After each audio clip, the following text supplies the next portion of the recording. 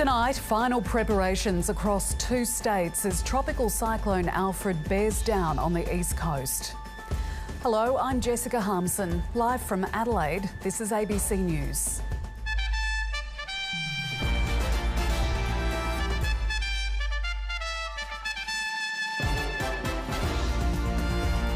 Also tonight, when the wells dry, how Adelaide Hills residents are coping with a water crisis. Donald Trump defends his agenda, scolds Democrats and battles hecklers in his address to Congress. And Cyclone Alfred wreaks havoc with football schedules.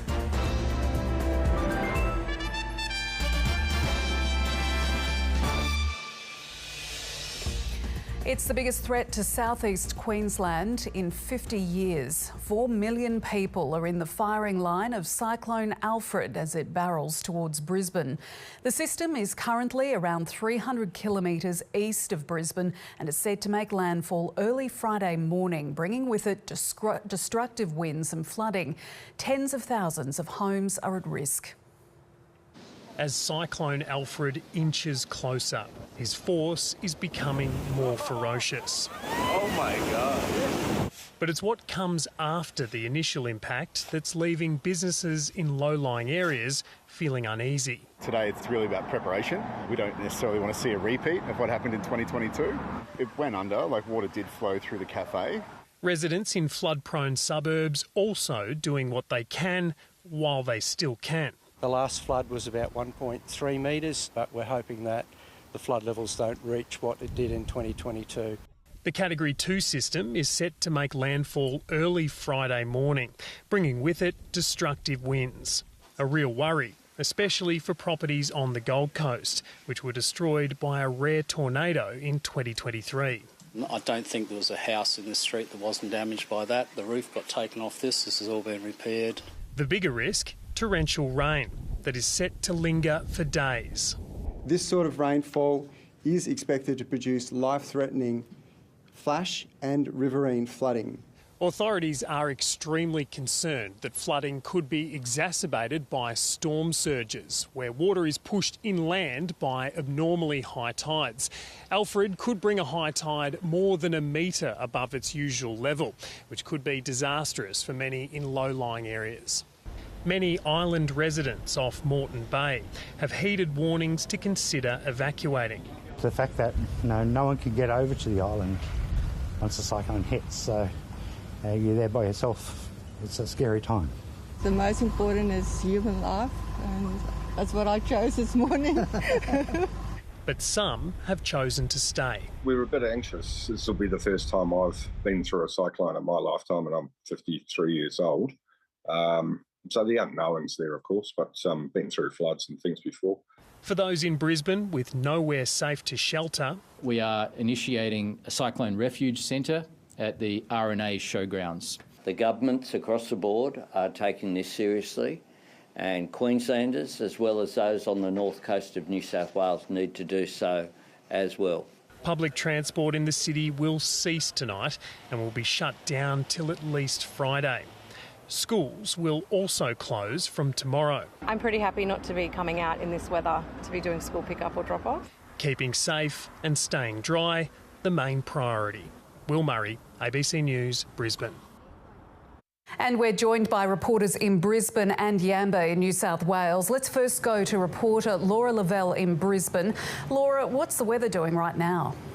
Well, Jess, Tropical Cyclone Alfred is definitely starting to make its presence known here in Brisbane. There's a few big clouds behind me, and over the past few hours, the wind speed has definitely picked up, but indeed nothing compared with what we know is waiting just over the horizon. The Bureau of Meteorology has released its latest track map. It shows the system is currently about 320 kilometres east off the coast and tracking slowly but surely our way here. It's currently a Cat 2 system, expected to remain that way until it makes landfall. When that will be, the Bureau says it'll likely be early Friday morning. From tomorrow and Friday, schools will be closed here in southeast Queensland, and public transport will also cease for those 2 days as well. Now, evacuation and refuge centres have been set up for those who have nowhere else to go. But the message from authorities really is if you're in that disaster area from the Sunshine Coast to the border and beyond in a storm surge zone or somewhere that could be affected by riverine flooding, consider evacuating and staying with family or friends. Laura, thank you. Let's go now to reporter Sean Tarek Goodwin in northern New South Wales. Sean, that area had devastating flooding just 3 years ago. Residents must be nervous. Well, they are. Those, particularly the ones living in low-lying parts of northern New South Wales, are finishing off their last-minute preparations. And we're already starting to see some intense weather conditions, with the Bureau of Meteorology detecting isolated gale force winds between Cape Byron and Coolangatta. There's a particular level of uncertainty here in Yamba, with this community of 6,500 people expecting to be cut off by flood waters. The community was isolated for 6 days during the 2022 floods, but locals say that this time around they're determined to be as prepared as possible. The State Emergency Service says it will be ready, standing by to deliver supplies to any communities that do become isolated if that eventuates. Sean, thank you. Sean Tarek Goodwin reporting there. Residents in northeast New South Wales have been told to prepare for the worst. 12 evacuation centres opened this afternoon across the state's Tweed and Northern Rivers communities. Ballina Airport has closed and several flights into Coffs Harbour have been cancelled. More than 230 schools will close for the remainder of the week. Preparations are underway across flood zone areas, with 2,000 emergency service personnel assisting and the Defence Force on standby. We're asking for people to think about relocating on Thursday if they believe they're in a vulnerable situation, because by the time of Thursday evening into Friday morning, it may well be too late. Category 2 tropical cyclone Alfred is destined to bring some of the most significant wind and rain to highly populated areas in the nation's recent history. ABC meteorologist Tom Saunders explains. Alfred will bring a multitude of severe weather across several days. This includes storm-force winds, torrential rain and a dangerous storm surge. Alfred is currently 300 kilometres offshore and is forecast to approach the coast tomorrow before making landfall on Friday morning, somewhere between the Gold Coast and the Sunshine Coast. A Category 2 storm is defined by peak gusts from 125 to 164 kilometres per hour. At this strength, wind is destructive and will cause some damage to homes and crops while toppling trees, which can lead to power outages. Alfred's rainfall will peak from Thursday to Saturday.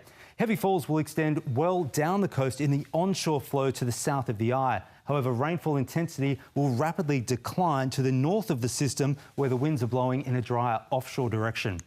The system may generate 6-hour totals up to 250 millimetres. That's enough for life-threatening flash flooding, while 24-hour totals could reach 400 millimetres, sufficient for major river flooding. And finally, the wide field of gales is churning up huge waves. They're averaging 6 metres near the border, with maximum wave heights over 12 metres. When combined with water levels up to half a metre above the normal highest tide of the year, the powerful waves will lead to coastal inundation and significant beach erosion. Coming up on 7:30, as thousands of people prepare to protect their homes from the cyclone, fears turn to our most vulnerable on the streets. People need a bit of education about how it's different to a flood and how it's so much more dangerous. If it gets too hectic, I'm not silly, I'll head to the Strathpine Community Centre. When you have nothing and the thought of losing what little you have kicks in, I think that's why they want to, stay with their belongings. Once they've lost that, they've lost everything. It's been the driest year on record across the Adelaide Hills and Flouria Peninsula, leaving thousands of residents grappling with a water crisis. Tanks, bores and dams across the region have run dry, with bulk water collection points coming online tomorrow. But despite that government assistance, some communities now face the prospect of being defenceless against bushfires. A common sight across the Adelaide Hills and Flouria Peninsula after a record absence of rain leaves thousands in fear of running dry. Even the agapanthers, it's a good sign that everything's dry when they start to struggle. In this quaint hills village, water is all anyone is talking about. The general store is watching every drop. At the moment it's looking pretty dire. Just next door we have the aquifer dry. Local Rose Perry's tank ran out, forcing her to travel interstate until water could be carted in. It only came this week, 6 weeks after placing the order. My friend Bronya gave me a big container of water just in case the water truck didn't deliver. But the biggest concern is bushfires, with locals likening the dry conditions to those in Los Angeles ahead of the devastating wildfires. In my mind, the winter bushfire could easily happen here. We're even using our CFS water tanks, which is for firefighting. So, you know, it's so desperate that we're having to use that reserve. An emergency response from the state government means Hills residents will be able to buy water at 3 SA water collection points from tomorrow.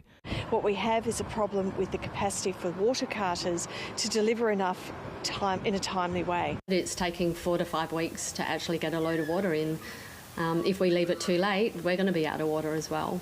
Demand for trucked water is only going to increase, with those across the Hills and Fleurieu fearing dry conditions until May. Just being very careful with what we've got and monitoring it and looking to the sky. But despite the uncertainty, communities are sharing the precious resource and sticking together when times are tough. We love living here. Megan Dillon, ABC News. The wife of a patient at a hospital in Adelaide's northern suburbs says she and her husband were made to feel like nobodies after waiting more than 15 hours in the emergency department.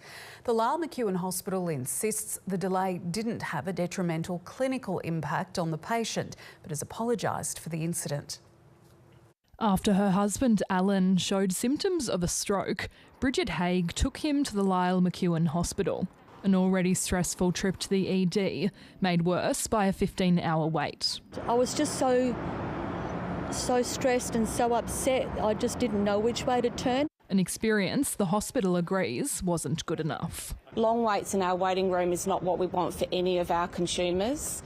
We clearly could have done much better in this case. After the delay, Alan ended up at the Royal Adelaide Hospital with a suspected brain tumour. 1 week on, he's still there, undergoing further testing. The Lyle McEwen Hospital apologised for the delay in treatment. The state's opposition says South Australians are fed up. People are sick of waiting. They're sick of waiting on the ramps, they're sick of waiting in our emergency departments, and they're sick of this government failing to deliver on their #1 election commitment. Data from the Australian Medical Association suggests the situation Alan and Bridget faced isn't unique, showing only 38% of urgent SA patients were seen within 30 minutes in last financial year. That figure is a long way from the national average of 60% and shows a 27% drop on the same figure from a decade ago. That's why we are investing in our healthcare system to make sure that there is more capacity for increasing numbers of patients who are coming to receive treatment in our emergency departments. An investment which can't come soon enough in a system under pressure.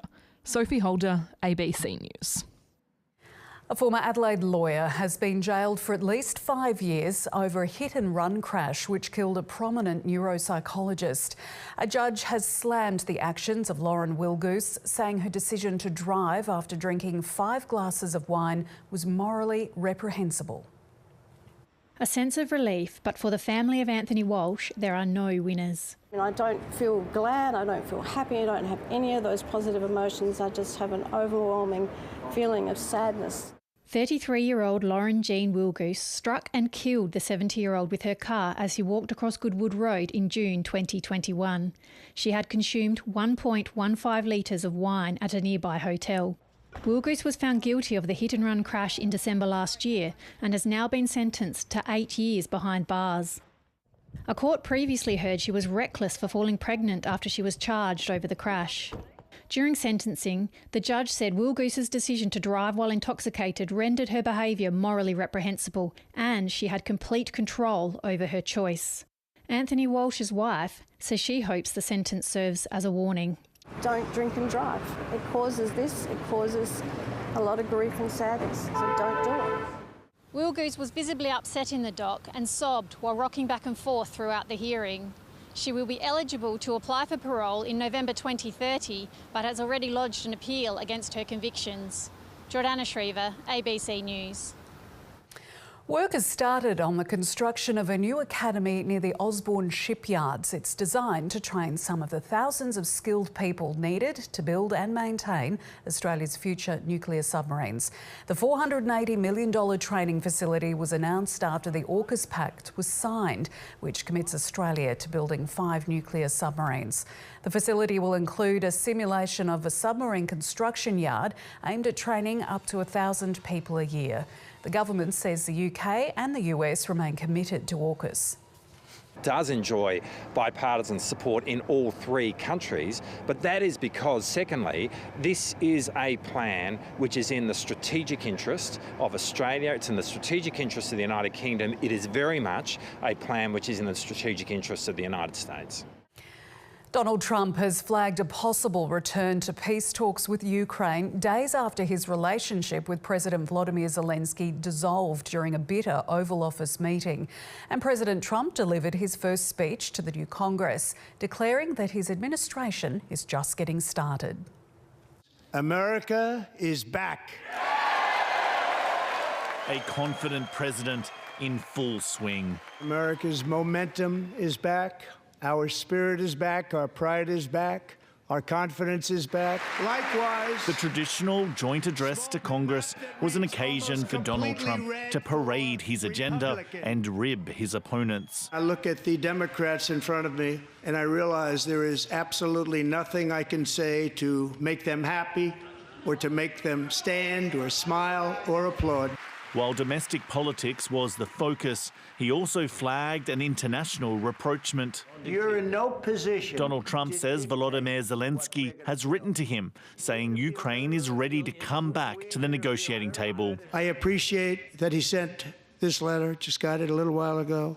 Simultaneously, we've had serious discussions with Russia and have received strong signals that they are ready for peace. Zelensky eager to see the US restore military aid after it was unexpectedly paused by Trump. People should not have to guess. Ukraine and America deserve a respectful dialogue and a clear stance from each other. The deep polarisation and anger of American politics was clear in the chamber. 16 years ago, a heckler during Barack Obama's speech caused outrage. Remove this gentleman from the chamber. Today, a member was evicted while yelling at the president. Some Democrats seem to hold genuine disgust at Mr. Trump's return, while the Republicans are showing almost total unity in support. I have created the brand new Department of Government Efficiency. We need a more efficient government. You want to cut waste? I'll help you do it. But change doesn't need to be chaotic or make us less safe. God bless you and God bless America. 6 weeks in, and Donald Trump is not showing any sign he wants to make peace with political enemies at home, but seems open to mending ties with Ukraine. Carrington Clark, ABC News, Washington. Arab leaders have approved a multi-billion-dollar Gaza reconstruction plan, countering the US president's idea for it to become a Middle East Riviera. As the future of Gaza was debated in Cairo, an ambitious mercy mission to get sick children out of the war-ravaged strip got underway. The first of 2,000 kids were evacuated to Jordan for urgent medical treatment. Middle East correspondent Matthew Doran followed them on the journey. Difficult early morning farewells in southern Gaza for children bearing the scars of 16 months of war.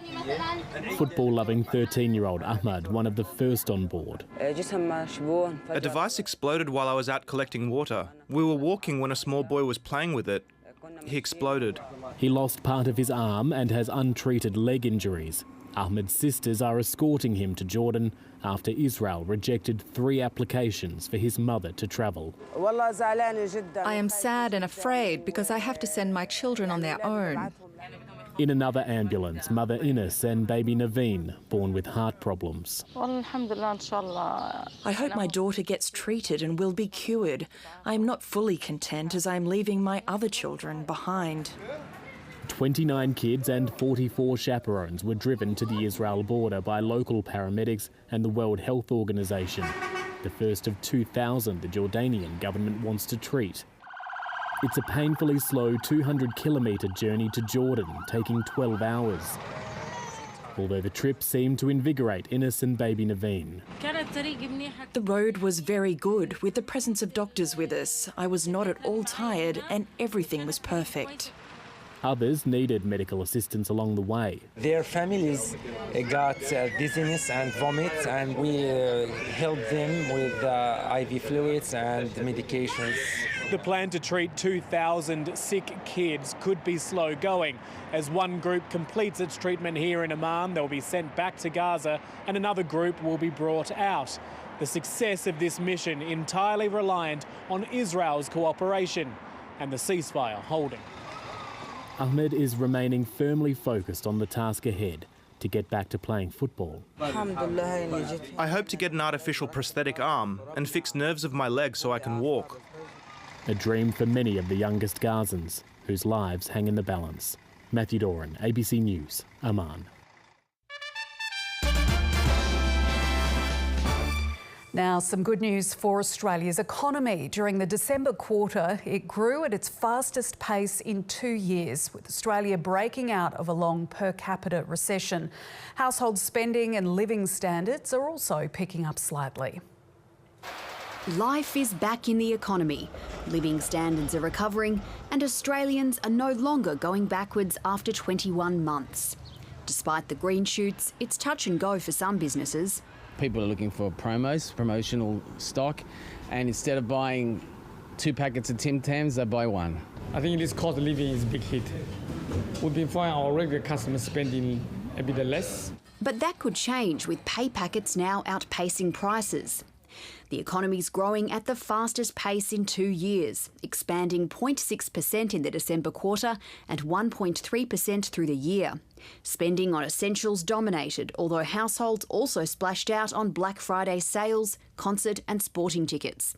But consumers remain cautious, saving some of that improved income. Private investment also rose, led by renewable and mining projects. And government spending and investment also boosted economic growth. This is looking more and more like the soft landing that we've been planning for and preparing for. The only thing driving our economy right now is population growth and people working extra hours. Our living standards are still lower than 5 years ago, but these figures show the worst is hopefully behind us, with Australia managing to bring down inflation and avoid a recession. As for further interest rate cuts, we've taken our foot a little bit off the brake. We haven't got our foot on the accelerator. It helps support the case for more interest rate cuts this year, barring anything crazy going on. Obviously, the world is a highly uncertain place at the moment. Uncertainty that centres around Donald Trump's trade war, which could threaten Australia's economic recovery. Nadia Daly, ABC News. On to finance now, and the Aussie dollar rose in the wake of Donald Trump's speech to Congress and today's GDP numbers. But share markets fell because of America's tariffs on Mexico and China. Here's Alan Kohler. Australia's per capita recession is over.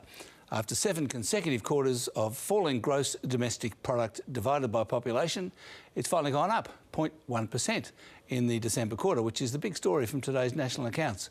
The only reasons we haven't had an actual recession is because population growth has offset falling productivity, along with public demand, that is spending by all governments, which is back to where it was in the pandemic, and that is saying something.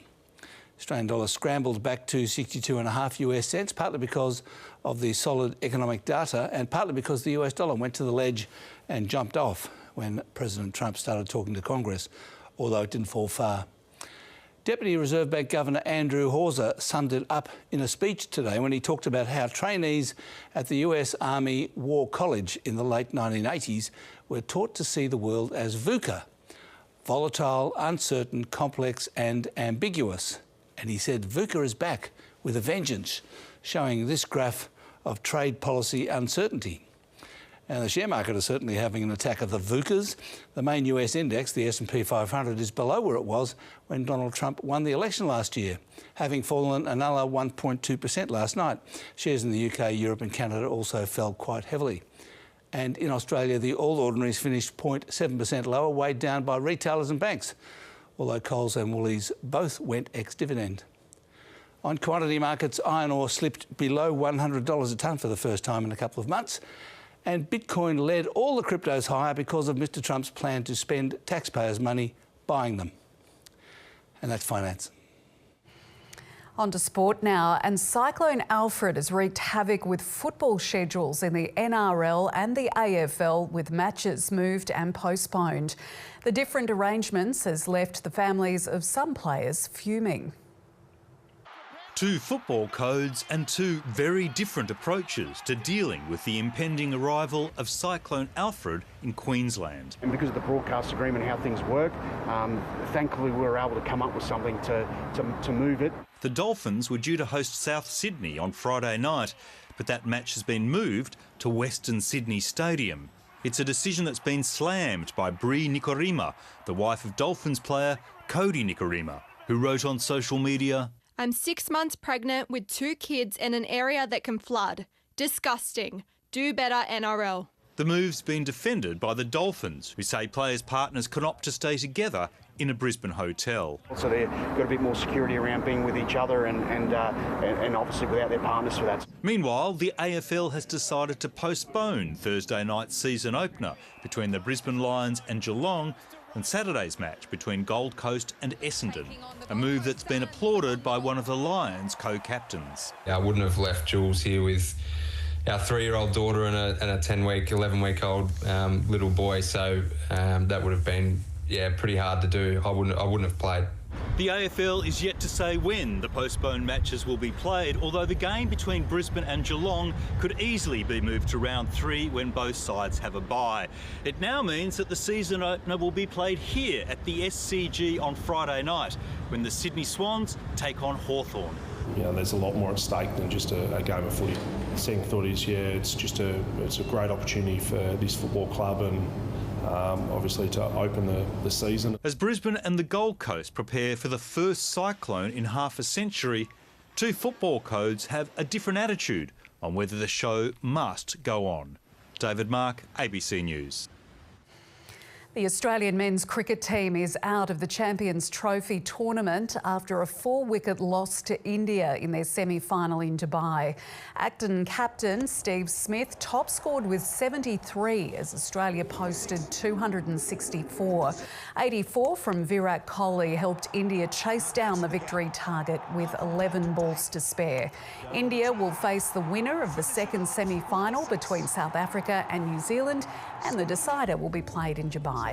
Smith has retired from one-day internationals after 170 games and 12 centuries. He'll continue to play tests and T20s. You know, I thought the guys turned up and did a really good job. There's obviously a bit of inexperience in our team, particularly our bowling attack. Some new guys there who I thought did a really good job. Time to check all the weather details now, but first a look at tonight's photo, which was taken in the far north of the state and sent to us by Gail Peters. In Adelaide today, it was hot and sunny once again, reaching up to 32.5 degrees in the city around 12:15 after an overnight low of 16.8. Across the state, skies were mostly clear and it remained warm and dry, reaching 40 degrees in Woomera and 29 in Minlaton. As we mentioned earlier, cloud ahead of tropical cyclone Alfred will drive destructive winds and heavy rain, which will become torrential into southern Queensland and northern New South Wales. A high over coastal New South Wales, southern Victoria and Tassie will also generate a few showers while keeping our state dry. Around the country tomorrow, a scorcher in the Alice with 39 degrees, showers and 27 for Sydney, partly cloudy at 19 for Hobart and up to 38 degrees for Perth. Back home, it'll be hot, dry and sunny again across the north, 36 for Coober Pedy and 30 in Woodner. Further south, partly cloudy with the chance of a few isolated showers near southern coasts, a top of 31 degrees for Lameroo and 26 in Coonawarra. Onto the warnings, and a strong wind warning continues for all South Australian coasts. It'll be fine and mostly sunny for Adelaide tomorrow. We're heading for 29 degrees in the city after a warm overnight low of 17. On the waters, south to southeasterly winds to 30 knots and seas to 1.5 metres. The sun will rise around 7:05 and set about 7:45. Hot and sunny conditions should persist over the next 7 days, including over the long weekend, with 36 degrees forecast for Saturday and Sunday, a top of 35 on Monday and 31 degrees forecast for this time next week. And that is the latest from the Adelaide newsroom. Thanks for your company this evening. I'm Jessica Harmsen. Stay with us. 7:30's up next.